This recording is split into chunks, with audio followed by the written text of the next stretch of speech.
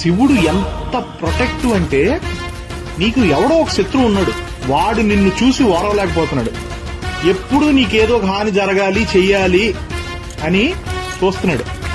నువ్వేమో రోజు శంకరుని పూజిస్తావు. శివుడు ఏమంటాడు తెలుసా అప్పుడు? నా ఎగ్జిస్టెన్స్ ని నమ్మి నేను ఉన్నానని మనసా వాచా కర్మణ నమ్మి కొలిచే నా భక్తుడికి హాని చేయాలని చూస్తే వాడు తప్పు చేసినా సరే, ఐ మెన్షన్ ఇట్, వాడు తప్పు చేసినా సరే నాకు వదిలే, నువ్వు వేయగలిగిన దానికన్నా పెద్ద శిక్ష వేస్తా. తండ్రిగా నా భక్తుల మీద నాకు ఆ హక్కు ఉంది.